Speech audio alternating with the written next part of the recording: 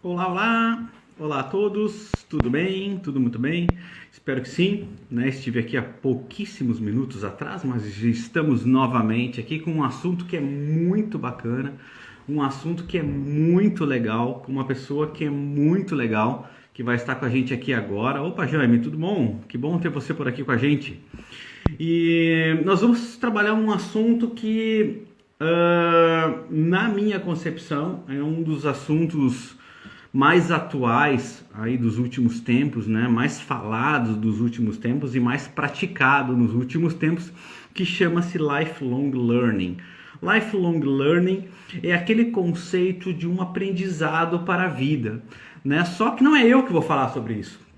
Eu não acredito que eu tenha a competência necessária para falar sobre um assunto tão bacana quanto esse, que a minha convidada de hoje, que é uma pessoa incrível, que faz um trabalho incrível, eu quero que vocês conheçam ela, a professora Irene Reis.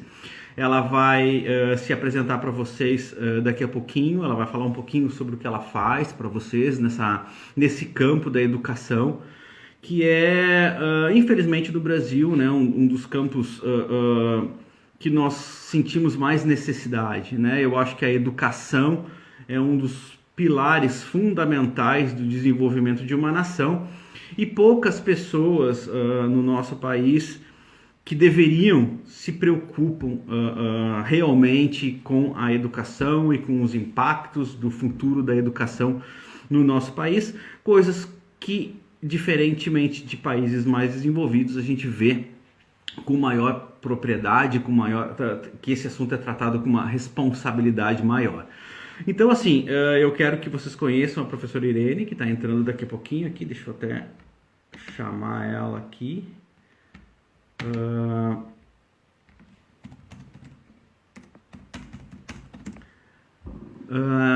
Ela está entrando daqui a pouquinho para a gente conversar sobre esse assunto, e ela vai falar desse trabalho muito bacana que ela está fazendo, como ela faz esse trabalho. Eu já acompanhei ela em uma experiência que a gente teve, que a gente trabalhou junto em São Paulo, num curso de neuroaprendizagem, e eu acompanhei ela nas escolas também, né? A forma como ela trabalha esses assuntos dentro das escolas, com as diretoras e tal. E é muito bacana, assim, é incrível o trabalho, né? É um trabalho muito nobre. Eu acho que todo mundo que trabalha com educação no nosso país é uma pessoa muito nobre, né? Eu acho que tem um comportamento muito nobre, porque sem educação não existe nenhum tipo de outra prioridade, né? Num país, a educação leva a nação a muitos outros patamares, né? Então a professora entrou aqui com a gente, logo logo ela vai me pedir autorização para entrar aqui na live, e a gente já inicia esse trabalho. Aqui. Beleza. Bora lá. 3, 2, 1.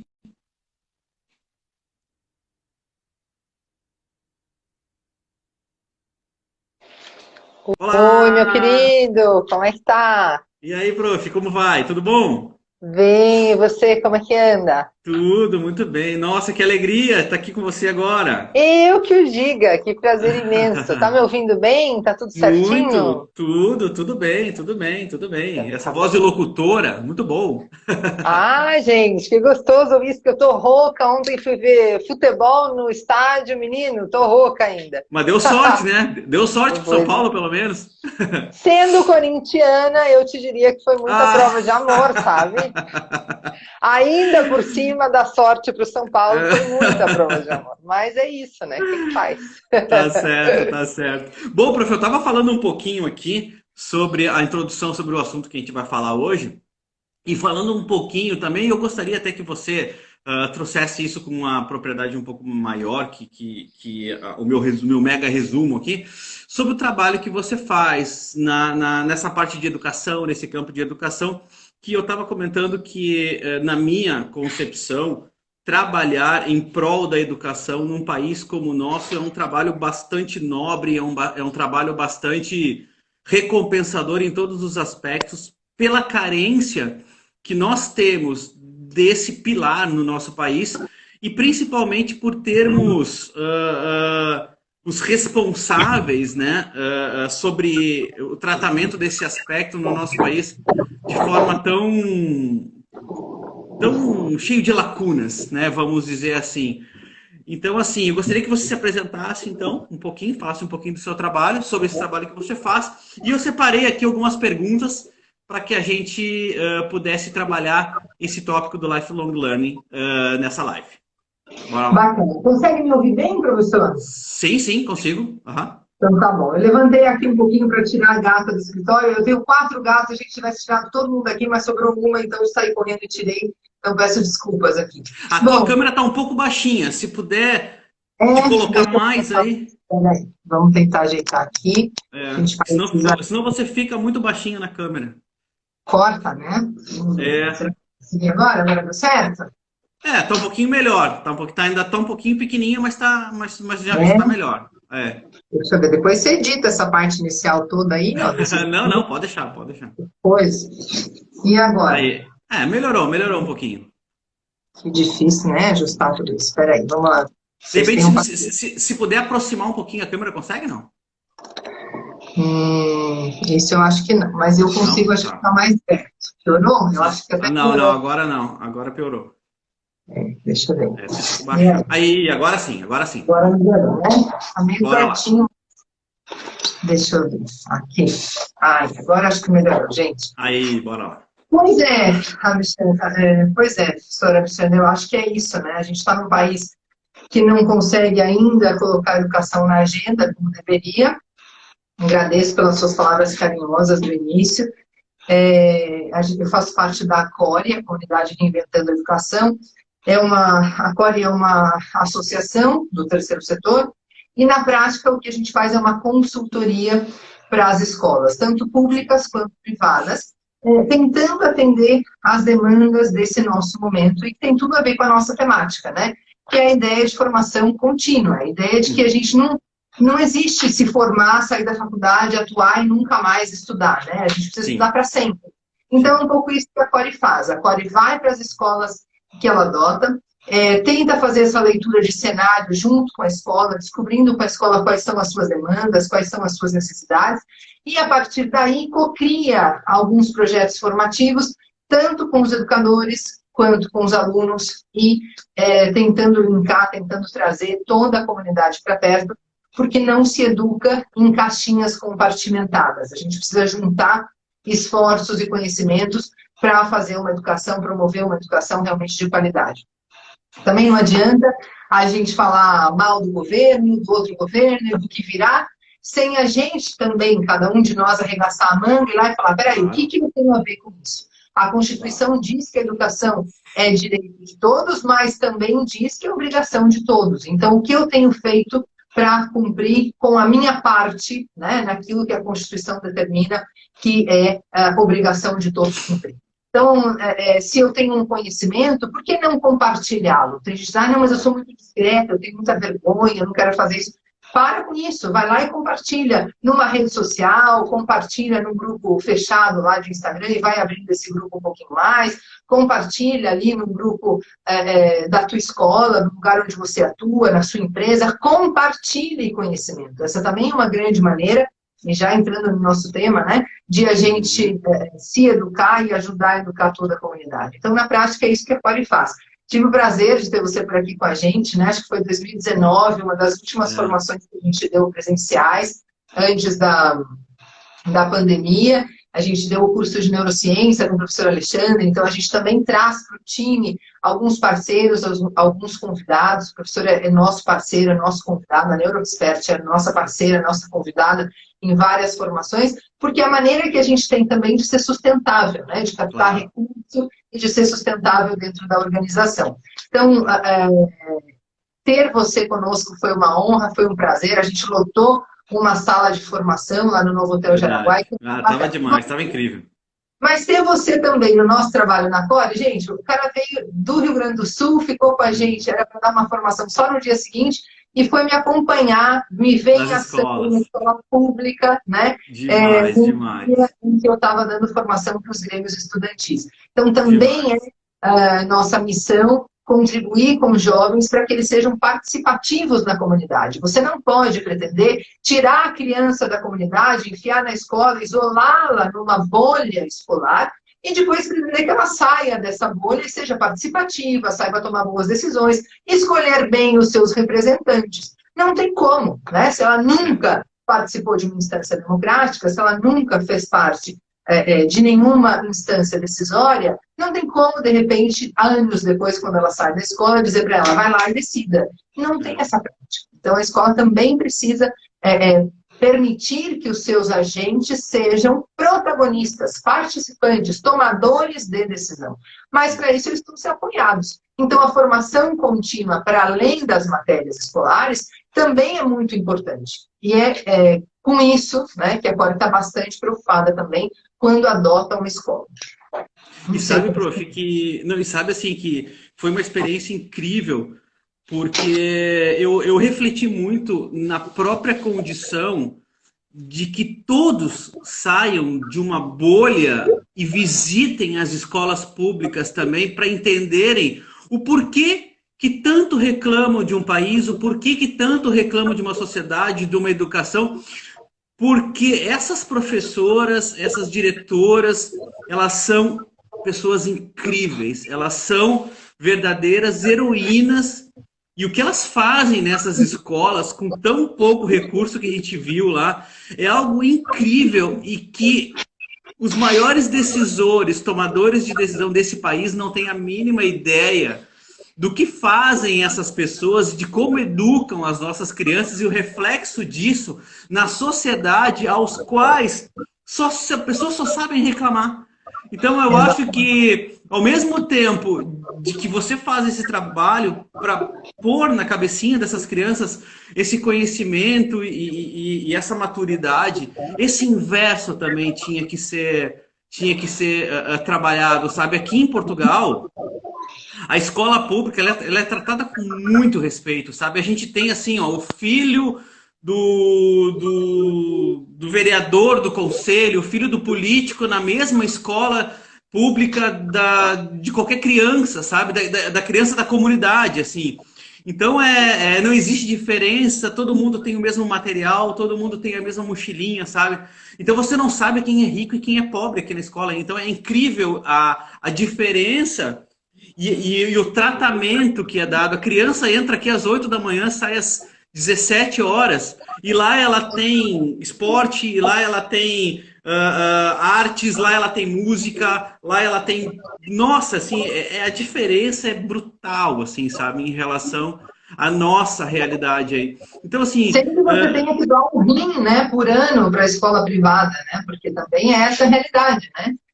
Então, aqui no Brasil, a gente vive essa grande questão. Se você quer uma educação de qualidade, ou que seja disruptiva, ou que pense o futuro, você vai lá e escolhe uma escola privada que esteja alinhada com o que você quer.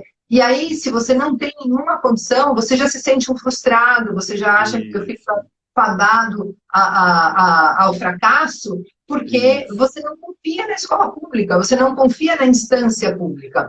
E aí a gente tem uma outra questão, né? A gente tem que trabalhar um monte, botar dinheiro dentro de casa e tudo mais, e não tem muito tempo também de fazer parte dos conselhos escolares e tal. Então, dá para participar da escola? Dá, mas é que a escola pública hoje ainda está no nível tal que se cada pai fosse realmente participar para impactar positivamente essa escola, né, e transformar tudo que está ali e tal, ele precisaria deixar de trabalhar.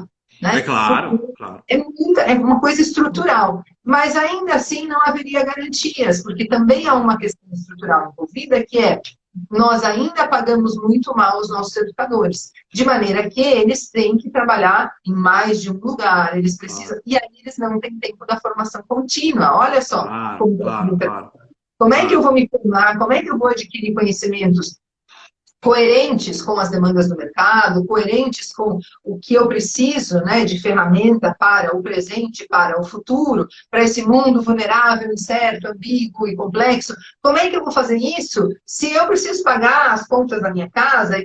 Como educação é minha paixão, é o meu amor, é o meu projeto de vida, eu preciso ter 3 turnos de trabalho. Não é? Então, veja bem, eu sou professora, além de trabalhar na Core, eu sou professora de espanhol, sou professora de português, dou aula particular, mas eu consigo tirar, hoje eu consigo tirar sexta, sábado e domingo para mim, para os meus estudos, para a minha família, para as minhas questões pessoais, para a minha associação, eu consigo fazer isso, mas essa não é a realidade dos educadores. Claro. Em geral, muito menos educadores de escola pública. Mas eu preciso disso para eu poder avançar nos meus conhecimentos que me permitem formar outros formadores e que me permitem estar bem, segura com o meu fazer, né, pedagógico. Todo mundo consegue fazer isso? Não. Então, o professor já entra em sala de aula se sentindo em débito com ele mesmo, com uma autoestima muito prejudicada, porque ele sabe que ele deveria adquirir, ele poderia e deveria adquirir ferramentas das quais ele não dispõe e não vai conseguir dispor no curto prazo, porque depende de tempo para isso. Tempo cronológico mesmo, sabe? E o dia continua tendo 24 horas. Não tinha o que fazer. Claro que esse assunto eu acho que dava mais uma outra live incrível para falar sobre isso, é de interesse de todo mundo. Mas, prof, o que nos trouxe aqui é a sua disciplina, né? Desse convite, que me orgulha muito que você tenha aceitado de participar desse programa, que eu entendo como um grande diferencial. É um programa de um MBA que nós estamos desenvolvendo a organizações. Eu acho que você trazer essa visão para dentro das empresas e mostrar para os gestores essa importância desse ponto de vista todo, né, que eles não costumam não ter acesso, eu acho que também vai ser um grande ganho para esse programa, né? Fora, obviamente, a sua disciplina, que é Lifelong Learning, que a gente vai falar agora sobre o que se trata. Então, eu queria que você dissesse, na sua visão, o que é o Lifelong Learning?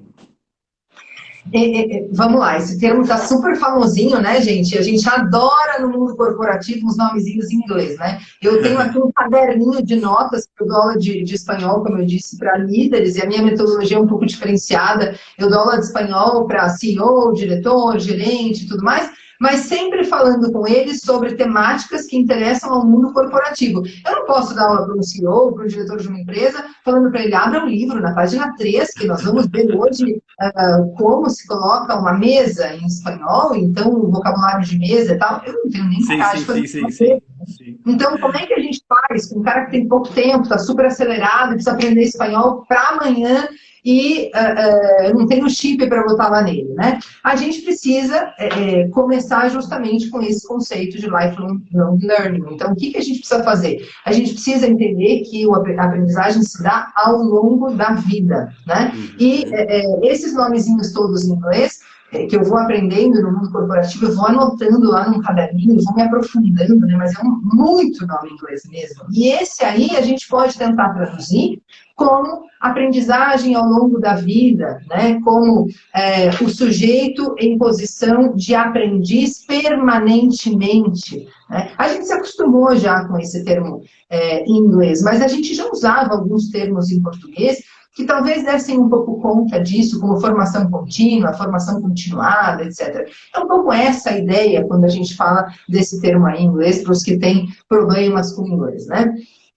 Mas, no fundo, o que a gente quer dizer, o que a gente quer colocar, é que a partir de já, a gente está com foco em quem aprende. A gente já nem está falando mais, olha só, é como se fosse ultrapassado falar sobre metodologias de ensino. Né? É bem ultrapassado falar de metodologias de ensino. A gente está falando de metodologias de aprendizagem. Porque quando a gente fala de metodologia de ensino, a gente pressupõe que alguém, uma instituição, um sujeito fora, né, precisa dizer o que é que eu tenho que aprender. Isso. E hoje, o que o mundo demanda é um sujeito que seja tão ativo e tão participativo, que ele consiga, e tão líder de si, que ele consiga mapear aquilo de que ele precisa para exercer bem o seu papel social, para exercer bem o seu papel familiar e para exercer bem o seu papel no mundo corporativo, o seu papel profissional. Né? Então, esse conceito ele é um conceito gráfico, cheio de significados lá dentro dele. Né? Então, a gente precisa estar muito atento também ao que a gente quer dizer com isso. E esse conceito é indissociável de um outro que eu gosto muito, como yoga terapeuta também, que é o conceito de autoconhecimento. Esse conceito de aprendizagem ao longo da vida não pode ser dissociado do conceito de autoconhecimento. Por quê? Se eu não me conheço efetivamente, eu não sei qual é a minha melhor maneira de aprender. Eu estava falando há alguns dias com uma aluna que eu peguei para ajudar aqui, que estava de recuperação, 9º ano, olha que bonitinho, né? Uma adolescente, 9º ano, de recuperação em português, desesperada, o que eu faço se eu repetir e tal.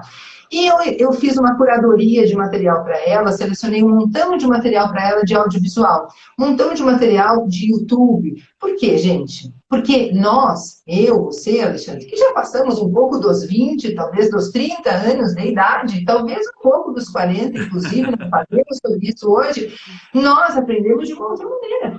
Nós aprendemos com vídeos? Não, nós aprendemos com texto escrito, pegando o livrinho na biblioteca, emprestado. Tá lembrando da carteirinha lá que você punha o livrinho que foi emprestado na biblioteca? Retrotransmissor.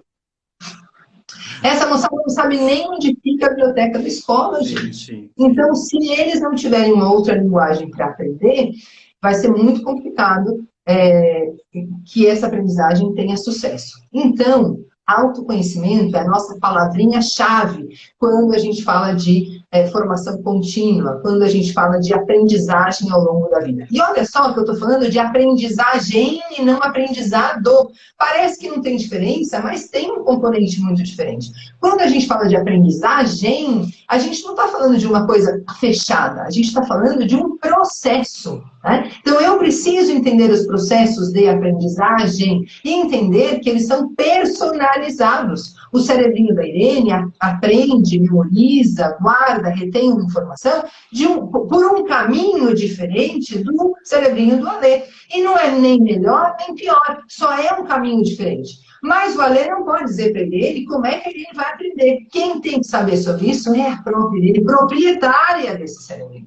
Né? E aí é onde a gente falha, porque a gente fica tão preocupado, né, em ter muita informação de fora, a gente está tão estimulado com tanta coisa que está acontecendo, tanta rede social e tudo mais.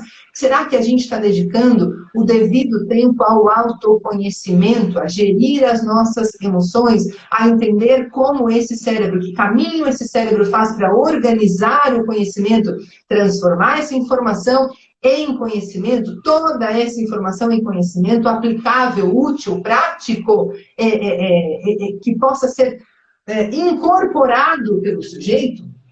E aí a palavra incorporado é muito importante também, porque quando a gente fala incorporado, a gente está falando daquele tipo de conhecimento que é tão importante, é tão essencial, que ele passa pelo corpo. Ele é experimentado pelo corpo. Um corpo que na educação foi muito desprezado também. A gente separou tudo que era mental do que era não mental. E a gente não botou esse corpo em movimento. Esse corpo está aí parado. E a gente não incluiu esse corpo na educação. Então, quando a gente fala dessa aprendizagem ao longo da vida, dessa formação contínua, a gente precisa levar em conta o autoconhecimento. E a gente precisa levar em conta os processos psicofísicos. A gente precisa juntar essa unidade, corpo, cérebro, mente, espírito, se quer também. Somos uma unidade complexa, que não pode ser separada e trabalhada em caixinha. Todo esse conhecimento tem que ser juntado, tem que ser unido, ligado, interligado, para que a gente consiga aprender ao longo da vida. Só eu posso dizer como é que eu aprendo e o que é que faz falta para mim como ferramenta de trabalho, como ferramenta de vida. E aí a gente entra naqueles termos em inglês também, né? O soft skill e o hard skill. Que ferramentas fazem parte, são necessárias para mim, como sujeito, para que eu possa viver melhor, conviver melhor com as pessoas, ter mais empatia, ter mais responsabilidade emocional, mais amorosidade, etc, etc. Isso é soft skill. Que ferramenta eu preciso para ser professora? Eu preciso conhecer de pedagogia, eu preciso conhecer de tecnologia, eu preciso conhecer de gamificação. Isso é hard skill. E isso também precisa estar muito internalizado na gente hoje, porque também faz parte da nossa formação contínua. Então, quando a gente fala de lifelong learning, a gente está falando de um estilo de vida. Olha só, a palavra que sugere, essa palavra etiquetosa em inglês, já sugere isso pra gente, né? Isso é um estilo de vida. Eu me coloco como aprendiz e eu me coloco aberta a mudar o meu comportamento a partir daquilo que eu aprendo. Não adianta ficar adquirindo informação e não mudar nada sobre sua forma de ser. Esse aprendizado, essa aprendizagem só faz sentido se ela é capaz de mudar o seu comportamento e te coloca num outro lugar no teu fazer cotidiano. O que você acha? Não, prof, eu acho que é exatamente isso. E o que mais me motiva a trabalhar é essa mudança de geração, né? De um tipo de uso do conhecimento e adoção de um conhecimento, lá da época dos meus avós e até dos meus pais, aos quais a restrição de conhecimento e de informação da época te fazia muito mais poderoso com a informação do que hoje, que você tem acesso muito facilitado a muita informação. Por um lado, isso é algo ruim, né? Porque você tem uma restrição de acesso à informação. Por outro lado, ele te faz dono de um determinado conhecimento de uma forma muito rápida. Beleza. Agora, a nova geração, ela tem essa facilidade da informação a todo momento, a toda hora, quando, como e onde quiser. Mas o que eu percebo é uma confusão mental em torno do que aprender, como aprender. E o que a gente percebe muito é o efeito da hiperescolha, ou seja, quando você tem muita opção, a tendência é abandonar. Então a gente percebe uma geração que não aproveita toda essa informação, muito pelo contrário, eles saem desse contexto e não se preparam para um futuro, eles continuam reagentes. E se a gente for trazer isso para dentro da empresa, a gente vê também organizações muito reagentes ainda, muito reativas ao mercado. Ou seja, elas não se antecipam, por mais que a informação esteja disponível para que elas aprendessem a como lidar com situações adversas que ainda não ocorreram, elas preferem passar pelo histórico da reatividade, ou seja, aprender com os erros ou aprender reagindo a demandas negativas, né? Eu acho que o lifelong learning, ele é um conceito que ele está tomando muita forma hoje exatamente por isso, porque ele está colocando na cabeça das pessoas, do indivíduo que busca um lugar na sociedade, de que ele deve e ele tem a responsabilidade de hoje em dia estar constantemente aprendendo algo útil. Não só como liga a Netflix, não só como ver a série da Netflix, não só saber falar sobre filmes, sobre séries, mas também que ele tenha um conhecimento útil que a sociedade o absorva como alguém funcional, como alguém que agregue valor. Como essa pessoa, tanto o executivo quanto o menino que está entrando nesse mercado de trabalho pode ter esse discernimento de que informações ele adota por esse futuro incerto, muitas vezes, que ele tem. Como é que você vê isso?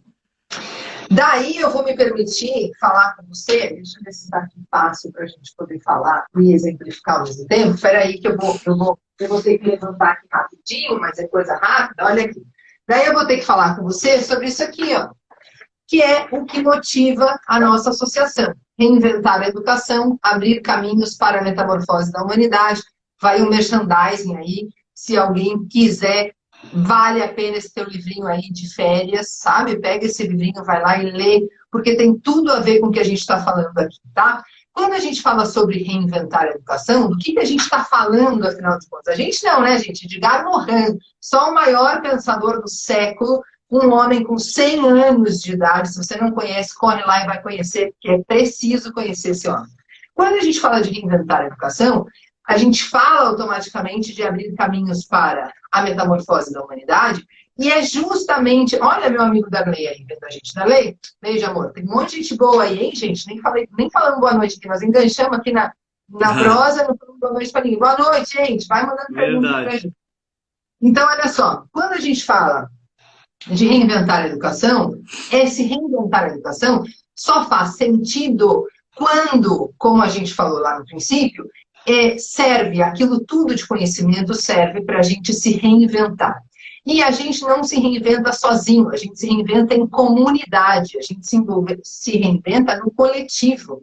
E aí é nesse coletivo que a gente promove também a metamorfose da humanidade.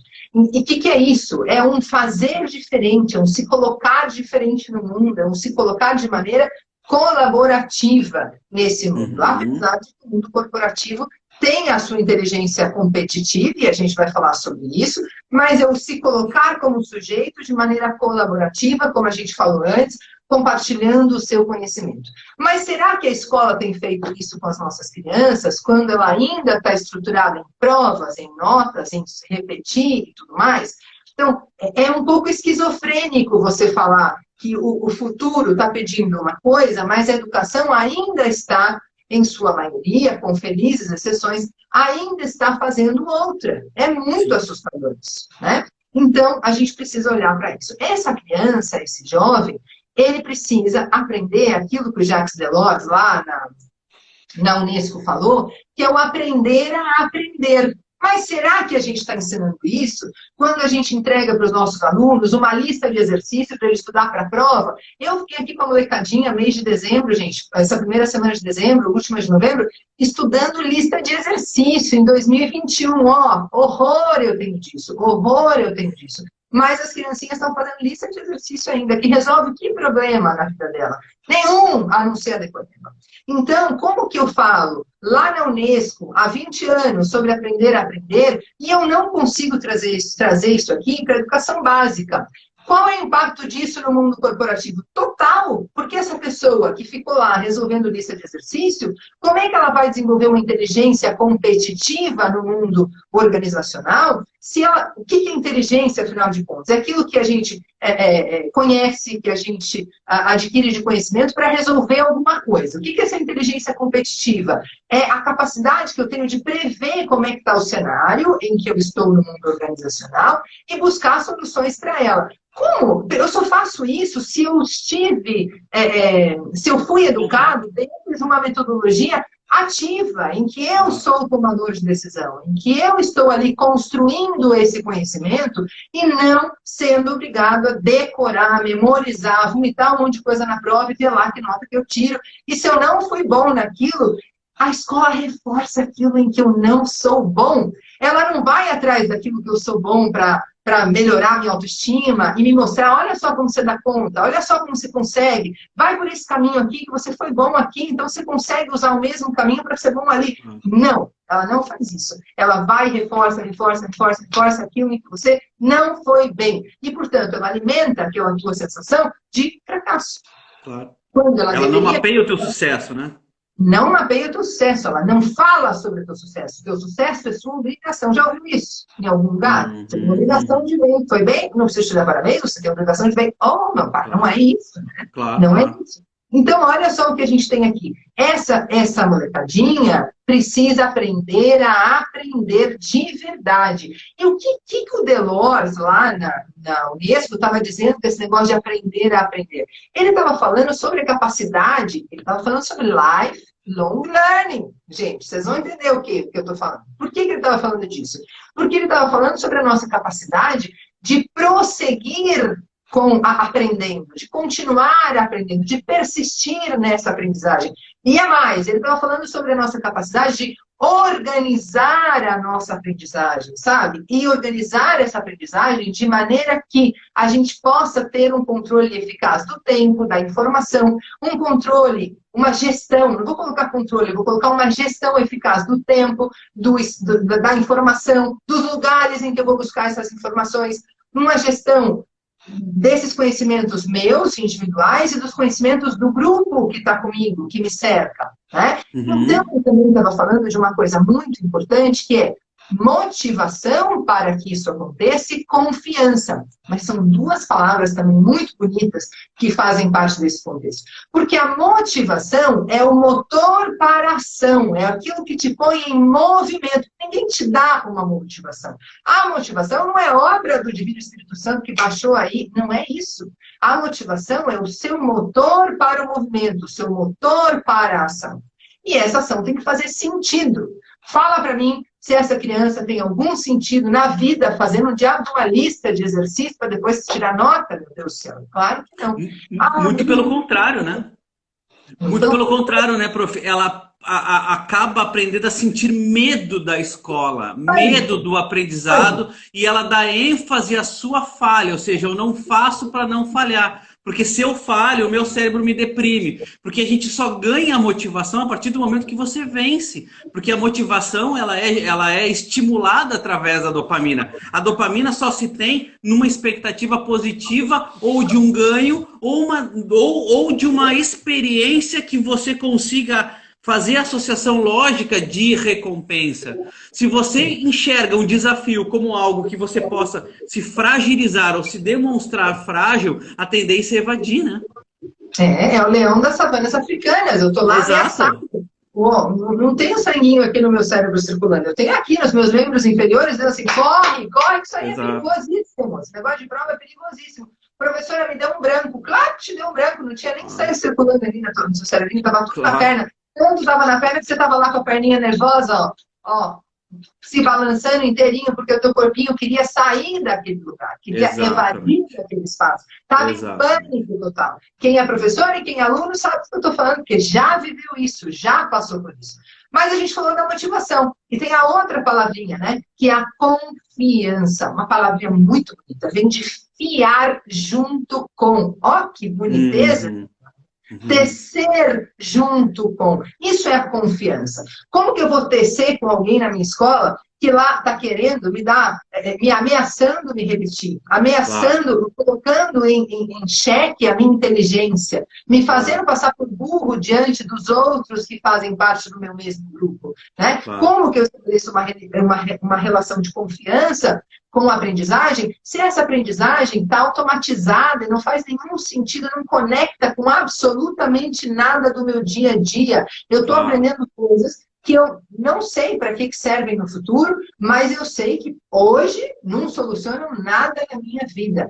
E não quer dizer, gente, aprender só coisas utilitárias. Claro que não. Você pode muito bem aprender poesia que não é útil para nada, mas alimenta a tua alma de beleza, te dá uma criatividade, te dá uma possibilidade de ver as coisas de uma outra forma, sabe? Eu não estou dizendo que não é para ninguém isso da fórmula matemática, porque ela também pode ter a sua beleza quando te desafia, mas também te permite chegar num lugar bonito, né? Também te permite superar o desafio. Mas quando esse desafio te deixa estagnado, eu não vou confiar mais na escola, nos educadores, no conteúdo, não vou confiar em nada. E o ir para a escola passa a ser alguma coisa que me desmotiva. Como é que eu vou ter a prática de aprender ao longo da vida, se hoje aprender para mim é um sofrimento? E o Alê fala sempre disso, né? A gente foge, o cerebrinho da gente se distancia, rechaça tudo que gera em nós sofrimento. Ele vai se aproximar daquilo que gera em nós prazer, mas isso vai gerando sofrimento. Você acha mesmo que essa pessoa, quando se tornar um colaborador dentro do mundo corporativo, ela vai ter condições de realmente aprender? Ou será que ela está ali quebrando a cabeça e desesperada porque não sabe, também entrando em pânico e tudo mais? Então aí entra a gente, né? Como é que a gente faz para ajudar essa pessoa do mundo corporativo que veio desse contexto? A gente precisa ter essa pessoa novos hábitos. Novos hábitos.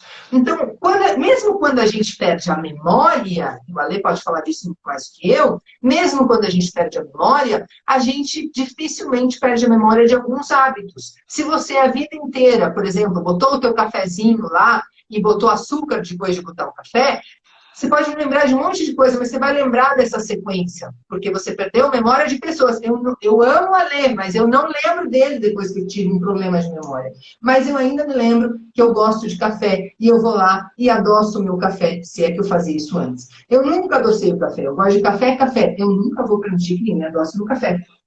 É um hábito, esse hábito vai se manter. Eu sempre fiz exercício físico às 5h30 da manhã. Mentira, tá, gente? Um hábito que eu estou tentando adquirir, mas meu namorado não me ajuda. Olha, tá, acabou de entrar aí. Então, se eu tenho esse hábito, se eu consigo ter esse hábito, mesmo quando eu perco a memória, nem lembro mais se aquele cara não é meu namorado, eu continuo mantendo este hábito. A nossa molecada não tem, esses jovens que estão entrando no mercado corporativo, não tem o hábito do estudo. Não tem o hábito do estudo. Tem o hábito do apagar incêndio, do estudar desesperadamente para tirar uma nota, para satisfazer o pai, satisfazer a mãe. Mas o prazer de estudar, talvez não tenham. Dá para entender onde eu quero chegar, gente? É isso. Tá? Então, a gente precisa, talvez, recuperar o hábito de estudar. Claro que sim. Mas a gente precisa fazer com que esse estudante tenha confiança, possa tecer com outras pessoas toda essa capacidade de construir informação. Tudo bem? É isso. Mas aí a gente precisa fazer a gestão do tempo também, que era parte do aprender a aprender de que o Delors falava. Aprender a aprender é um dos 4 pilares da educação. E ele diz pra gente, faz parte disso a gestão eficaz do tempo. O que significa isso? Quando a gente fala de tempo, presente, passado, futuro, a educação não pode falar só de futuro, porque esse futuro é incerto. A gente não sabe o que o profissional lá de 2040 vai fazer, porque olha só como a gente mudou, né? Eu sou uma professora só do online hoje, gente. Eu não atendo... Grande parte das profissões nem existem ainda. Não existem ainda. Eu só atendo gente no presencial nas escolas que a gente adota aqui na Core. Mas o meu ganha-pão, que é ser professora de português e de espanhol, eu consigo no online. Quando alguém me procura para querer ser meu aluno, eu falo, você está preparado para uma experiência online? Eu não tenho agenda para me deslocar mais. Quem diria isso há 20 anos? Quando eu me formei, quem diria que seria assim? Que eu não ia entrar mais numa escola? Sabe o meu sonho? Entrar numa escola. Eu sonhava com o meu jalequinho, com o meu giz e com a minha lousa, gente. Você sabe lá o que é isso? Nem sei quantas décadas faz que eu não pego um giz. Perceba isso. Olha como mudou isso. Tá entendendo? Lá com 16, 17, 18 aninhos, quando a gente entra na faculdade de letras, pedagogia, o sonho é segurar ali no giz e ir lá com o quadro negro. Quem é que faz isso hoje? Só dinossauro. E a gente diz isso até para as escolas que mantêm essa estrutura, é ou não é? Então a gente precisa entender esse tempo como algo que traga bem-estar. O tempo está totalmente associado à questão do bem-estar. A gente precisa saber mapear bem como está o cenário de hoje, para tentar, por meio da tal inteligência competitiva, de que a gente falou antes, prever como vai estar o cenário mundial, social, organizacional, e ir encontrando pequenas soluções para isso. Percebe? Mas fazer a gestão do tempo e entender a relação do tempo presente com o tempo futuro gera menos ansiedade. E aí a gente entra automaticamente na questão, outro termo em inglês para vocês, ó, o wellness, o bem-estar, né? O bem-estar que vai ajudar a gente a promover a gestão das emoções e a gente aprender a não ficar ansioso, não ficar deprimido. E isso faz parte do saber se conhecer, do mapear-se. Olha como tudo está tão interligadinho, tá percebendo? Esse mundo é VUCA. Vulnerável, incerto, ambíguo e complexo. Como é que eu faço? Eu aponto o vetor para mim e não para o mundo. Eu não posso ter uma educação que continue preparando o sujeito para o mundo, porque sei lá o que vai ser desse mundo. Eu estava ali ó, em setembro, agosto, comemorando ali com meu amigo Darley, com outros amigos, a gente já começou a se juntar. Opa, vamos lá, o grupo dos vacinados já pode se juntar em outubro, então beleza e tal. Estamos aqui planejando janeiro, fazer um Réveillon juntinhos. Mas será que a gente pode planejar o carnaval? Tá parecendo que não. Não vai ter carnaval, gente. Tava tudo doido para ter um carnaval. Vai ter carnaval, gente? Vai não. Parece que não. Aí em Portugal o vestido tá pegando de novo, tá? Tá. E assim, então eu planejei toda a minha vida pro carnaval e não vai ter carnaval. O que faz? Bom, se o vetor está apontado para mim e não para o mundo, já que esse mundo está incerto, eu dou conta de fazer a gestão dessas emoções, dessas frustrações, dessas rupturas de expectativas. Mas enquanto a educação tentar ilusoriamente preparar esse sujeito para o mundo e não para si mesmo, a gente continua fracassando em educação. E você falou uma coisa que é muito importante, eu acho que é a base de toda essa história, que lifelong, ela tem a função de te manter fazendo algo. O manter fazendo algo para o cérebro é propriedade de hábitos e rotinas. Ou seja, como é que você constrói um hábito e uma rotina de aprendizado para continuar aprendendo. A única possibilidade de você montar um hábito e uma rotina é recompensando o seu cérebro com o roteiro, com a construção desse comportamento. Ou seja, se você quer acordar às 5 da manhã para treinar e você não consegue porque isso te dói, isso tira teu sono, te dá preocupação, enquanto você não mudar o mindset, ou seja, enquanto você não encontrar aí recompensas que façam com que isso te motive a continuar, você não vai criar esse hábito. Qualquer hábito, bom ou ruim, uma virtude é um hábito positivo, um vício é um hábito negativo, ele só acontece porque o seu cérebro recompensa. Então, ou seja, para que o lifelong learning ele se estenda e se conserve na vida de um indivíduo, esse indivíduo precisa encontrar recompensa no conhecimento, ele precisa encontrar recompensa enquanto ele tem uma curiosidade e essa curiosidade é sanada por algo que ele aprende, ou quando ele aprende algo, ele pratica e é recompensado da sociedade com esse aprendizado que ele tem. Então eu te pergunto, prof, como a gente pode criar a prática do hábito de adquirir o conhecimento em um mundo tão instável? Mas aí eu acho que você tem muito mais propriedade para falar disso do que eu. Vou me atrever aqui a qualquer coisa, depois você complementa. A gente adquire, e aí falando muito como professora e como professora que lida com adolescente, mas também como alguém que lida muito com o mundo corporativo e que também forma educadores, né? A gente vai adquirindo hábitos novos, como você bem disse, quando a gente percebe na prática que eles já estão trazendo para a gente bons resultados. Então, se eu pudesse dizer alguma coisa sobre isso, eu diria assim, vamos começar com um pequeno passo. Né? Hoje eu acordei às 5h30, mas eu ainda não consegui me levantar da cama, mas eu já acordei às 5h30, não preciso ficar cultivando a culpa, eu vou cultivar o sucesso, olha, alguém falou aí, motivando os planos de vida, projetos pessoais, isso, criando um projeto de vida, a gente também tem uma formação aqui na Core que se chama projeto de vida, se chama vida, né? O nosso vida tem muito, são vivências que a gente cria aqui na Core, né? A gente chama de vivências integrais para um desenvolvimento humano amoroso. Isso é o que significa vida aqui dentro. Então a gente cria vivências buscando mudar hábitos, pensando que a gente está muito no automatismo, né? Então a gente precisa mudar hábitos. Mas ninguém muda um hábito gigantescamente, de maneira abrupta. A gente precisa de pequenos passos e de celebrações. A gente tem pouco costume de celebrar.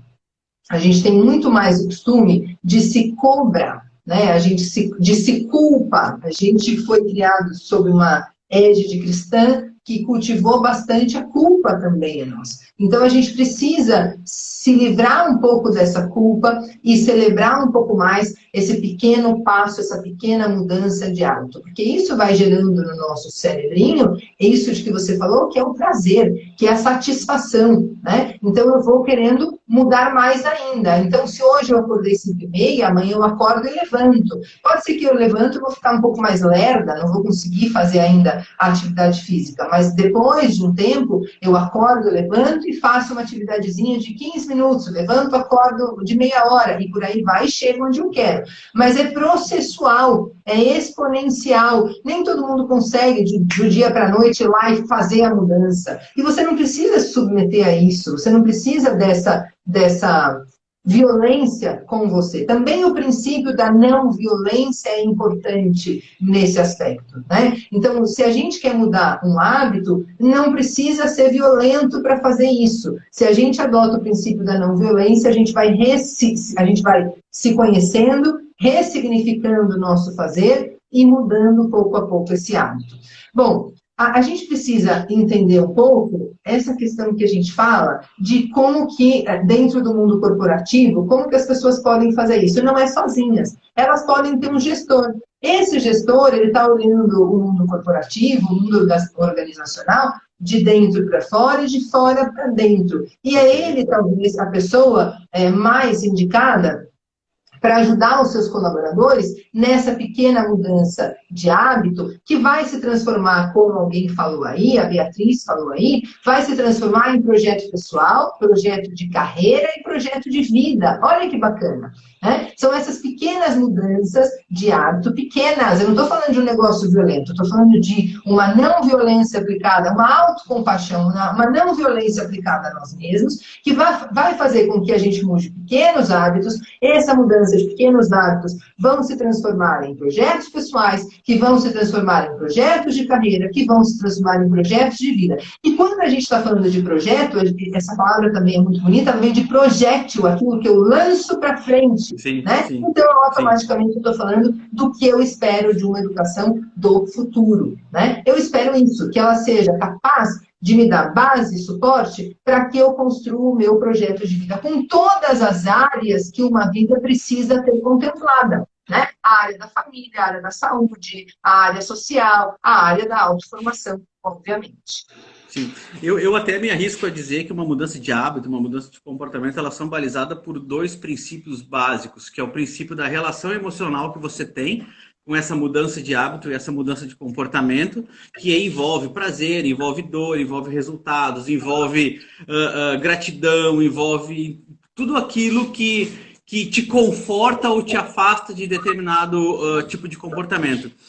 E Ale, a gente pode ter um exemplo prático disso, né? Eu podia dizer assim, ó, antes da pandemia, mas eu odeio tecnologia, mas eu odeio esse negócio de ficar na internet, mas eu odeio ficar conectada. A gente podia ter uma relação negativa com a tecnologia. Claro. No momento em que eu aqui no Brasil posso me comunicar com meu amigo Ale lá de Portugal, que eu aqui no Brasil posso me comunicar com a minha amiga Soledad lá da Espanha, e que eu aqui de São Paulo, no apartamento 21, posso me comunicar com a minha amiga do apartamento 24, porque nem vê-la eu posso ver. Então, eu começo a deixar de endemonizar a tecnologia, entendê-la como minha aliada, e começo a tentar, digamos, dominá-la. Conhecer, aproximar-me de mim e tudo mais. E aquilo que me dava medo, pânico, aquilo começa a me dar prazer.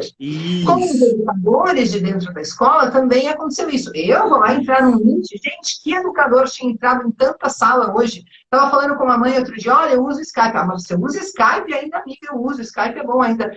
Não, mas não se preocupe, que eu tenho Meet, eu tenho Teams, eu tenho todo o resto. Manda para cá que eu também dou conta de todo o resto das salinhas.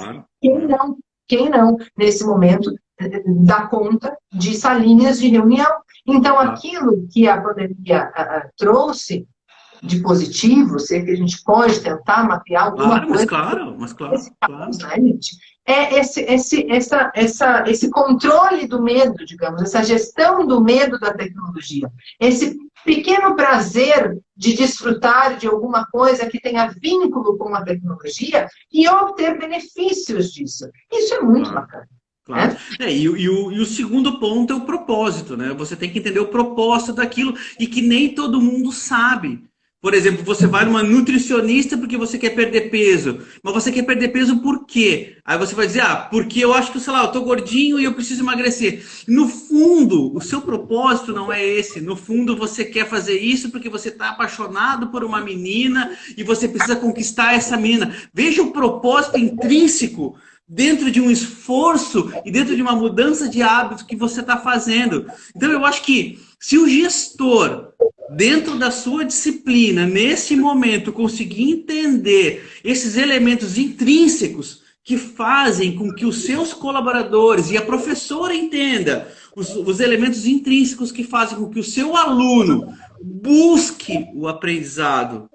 Veja bem, ele não tenha que aprender, ele busque o aprendizado. Eu acho que vai ser o grande ápice desse momento e o grande conceito do lifelong learning, que é fazer com que as pessoas busquem o aprendizado, não porque elas precisam, não porque elas têm que fazer, mas porque elas gostam de conhecerem coisas, de aproveitarem esse conhecimento ao seu favor e dessa forma encontrarem reconhecimento em cada coisa que elas aprendem a mais.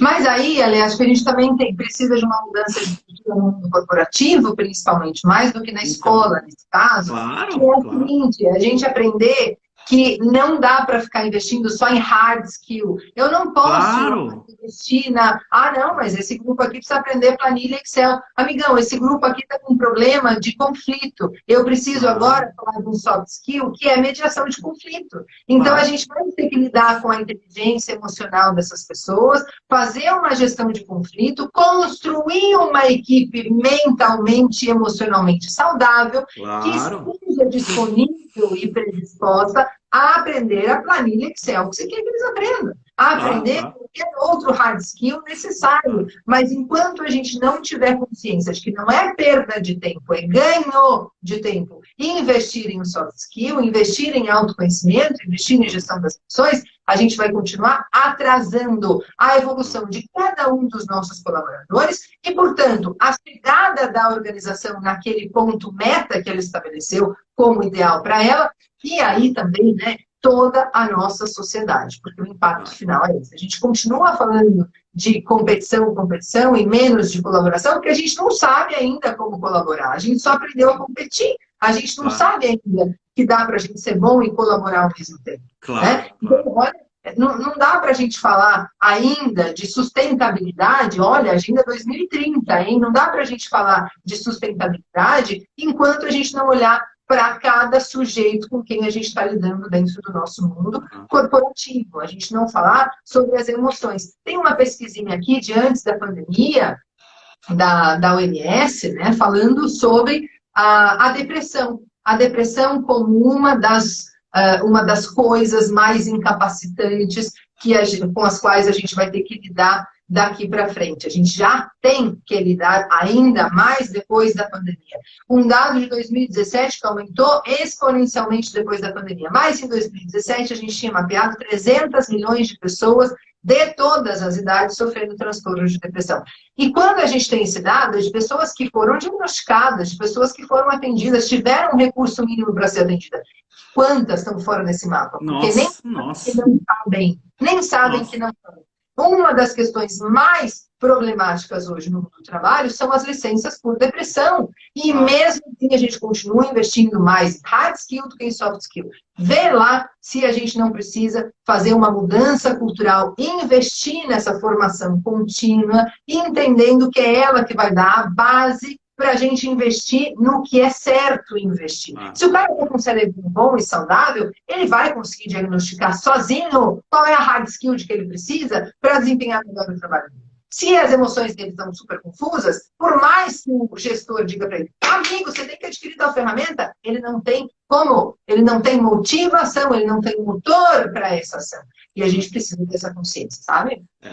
Eu sempre digo, né? Só o conhecimento salva. Prof, eu sei que Só. você tem um compromisso agora, mas eu tenho que fazer a última pergunta que eu estou fazendo para todos os professores, né, que estão nos acompanhando dentro desse projeto, que diz assim: o que podemos esperar para ver na disciplina chamada Lifelong Learning? Muito boa essa pergunta, né? A gente pode esperar como a disciplina apoio para todo e qualquer profissional que queira estar no mercado de maneira atuante e com êxito. Porque quem não aprende a construir o seu próprio conhecimento, desaparece. Não é que vai ser substituído, vai desaparecer. Uf, sumiu. Não vai existir mais no mercado de trabalho. Então, a gente pode esperar que ela é uma ferramenta, ela é uma ajuda, é uma estratégia que vai contribuir para a gente desenvolver a nossa aprendizagem ao longo da vida, a gente aprender que a gente é sujeito desse nosso conhecimento e não paciente, não passivo diante do conhecimento. A gente vai aprender a construir trajetórias de aprendizagem e aprender que a aprendizagem é algo personalizado. E que eu posso construir essa rota de aprendizagem a partir dos meus interesses reais, das minhas necessidades, com muita criatividade, com disrupção. Uma formação em lifelong learning te permite essa disrupção. Essa disrupção que é o sinônimo do que a gente diz aqui na nossa associação, de reinventar a associação, a educação. Esse reinventar a educação é reinventar o sujeito. O lifelong learning permite que esse sujeito se reinvente, que ele possa se reinventar no sentido de promover essa disrupção entre o comportamento que ele tinha antes e o comportamento que ele precisa ter a partir de agora, por ele e pelos espaços que ele ocupa. Esse lifelong learning vai ajudar a gente a fazer a gestão do tempo, a fazer a gestão das emoções, para que a gente possa aprender, a gente possa aprender a ser líder de si, para também poder liderar, para assumir uma postura de liderança diante da vida, não é diante da nossa organização, é diante da vida. Né? Então, a gente vai aprender a liderar a nós mesmos, a liderar o nosso tempo, a liderar, estar à frente daquilo que se esperava de um colaborador dentro do mundo organizacional. E não vai ter preguiça, né? Um lifelong learning ajuda a gente a não ter preguiça de aprender, a gente conseguir celebrar aquilo que a gente aprende como pró-sobrevivência, né? Como aquilo que me garante sobrevivência, pertencimento e me dá ferramentas de adaptação para essas incertezas desse mundo. Eu acho que isso é o mais importante, virar esse vetor para a gente. E eu acho que esse curso ajuda a gente a fazer isso. Bacana. Prof, olha, muito obrigado mesmo pelo seu tempo, pela sua disposição. Eu acho que dava mais umas 10 lives, tanto assunto que a gente teve, tantos tópicos que a gente teve aqui. E vai ser sempre um prazer estar do seu lado, estar com vocês, apoiando o projeto de vocês, o que eu puder ajudar, sempre conta comigo, você sabe disso. E eu gostaria de agradecer a todo mundo que esteve aqui nos assistindo. Essa live depois eu vou subir lá para o meu canal no YouTube, vai estar à disposição para todo mundo assistir. Mas muito obrigado a todos, então, que estiveram aqui com a gente. Vou te dar esse tempinho, então, para você se despedir do nosso pessoal. E desde já eu te agradeço, prof, e até a próxima oportunidade a gente poder estar junto. Gratidão imensa a todos, que a gente se encontre muitas outras vezes, que a gente possa aprender juntos ao longo das nossas vidas, compartilhando essas aprendizagens e crescendo juntos, de maneira colaborativa.